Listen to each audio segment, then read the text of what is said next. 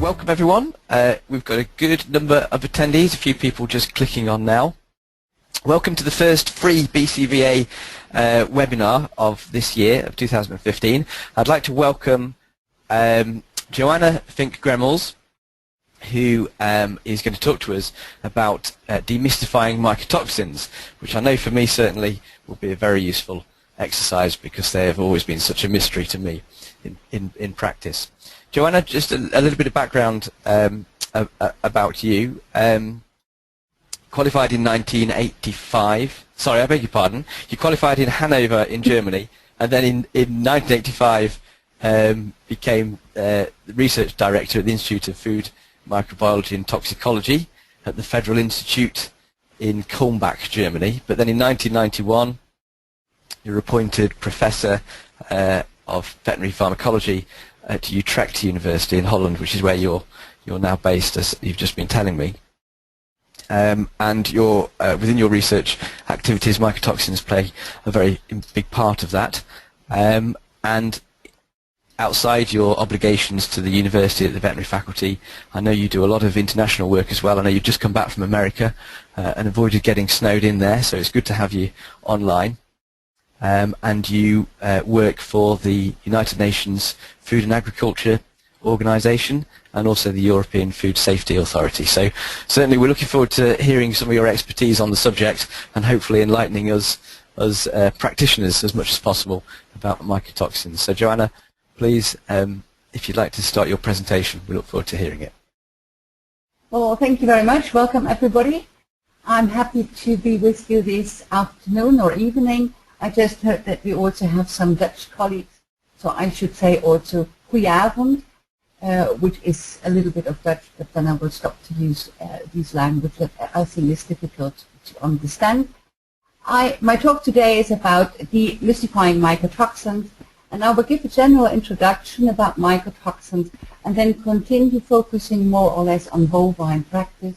Mycotoxin is really a big subject, and we have to realize that we are talking about mycotoxins and molds from the botanical point of view are fungi imperfectly, and you see here, I do not know, I hope you can see my cursor.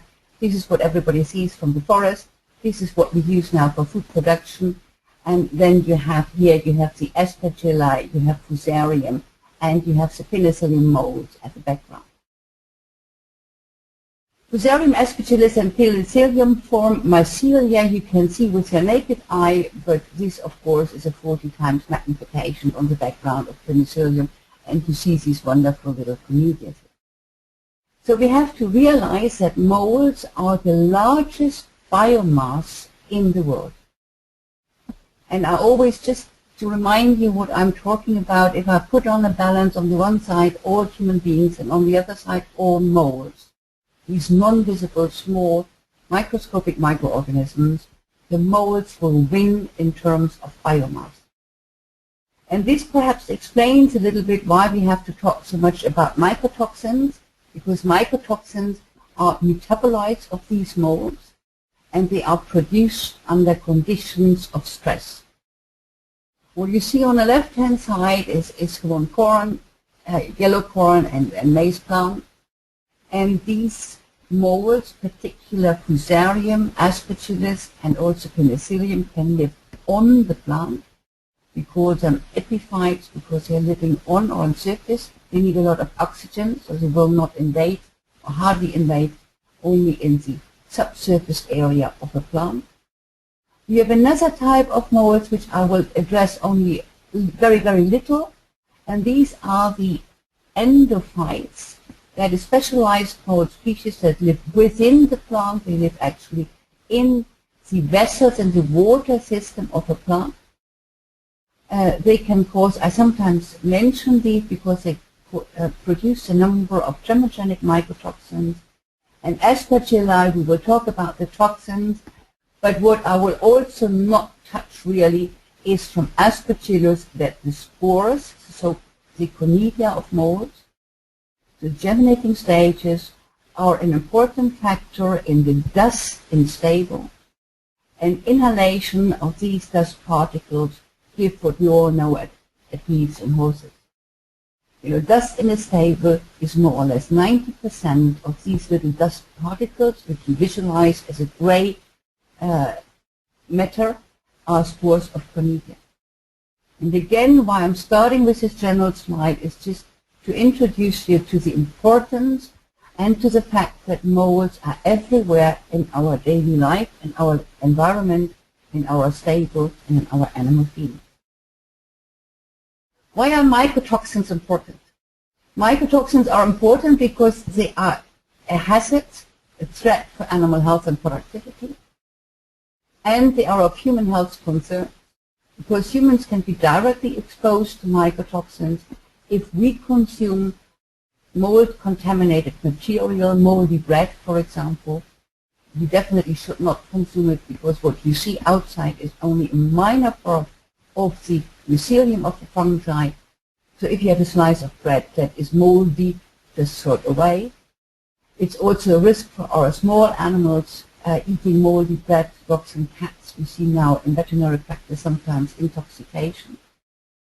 And what we are discussing, because we are focusing on cattle today, is that also for human health, the indirect exposure, particularly to milk, that is of concern in dairy practice. In pigs, we talk about residues in milk, and of course in poultry and eggs. Mycotoxins are the most frequently found contaminants in animal feeds. In early days, everybody was talking about pesticide residues and heavy metal contamination. But time has changed, and we find now in general surveys in the entire EU and in principle at a global level, we find mycotoxins to be the most frequent contaminants in animal feed. They can cause acute and chronic toxicity. They affect the productivity of an animal, the reproductive performance, and what is very, very important and very often neglected, that the most mycotoxins have an immunosuppressive effect. So we see an impaired immune competence in the animal. This is dramatic in pigs. And we just mentioned that I'm back from the United States, and you know that the United States is fighting very much against pets because of endemic diarrhea. And there's a strong relationship between mycotoxin exposure of pigs and pets. Mycotoxins in animal feed, just some basic facts. And I made some slides, really these text slides that you have statements you should keep in mind or you should recall to really have a summary of what mycotoxins are doing. They are natural toxins, they have always been there. They are produced by diverse mold species. They are also diverse chemical substances, and this is very, very important. There is no one mycotoxin syndrome.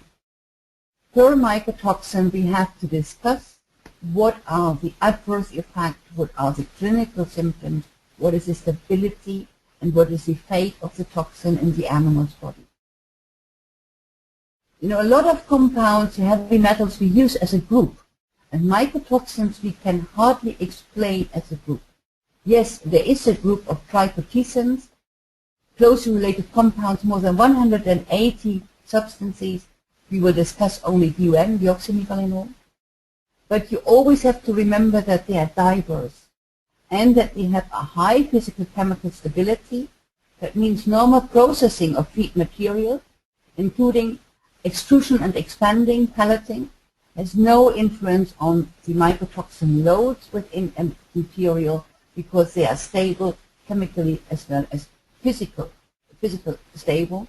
And that also means that what is discussed in pigs and poultry very often, that you have an acidifier in your drinking water. People think that they can prevent the mycotoxins, which is not true. Mycotoxins are small molecules without antigenic properties. That means we will have never vaccinations against it. Mycotoxins are detected in almost animal feeds, and that I was pointing out several times already, and are the most prominent contaminants with a high prevalence. If we go to fungal invasion, the origin of mycotoxins,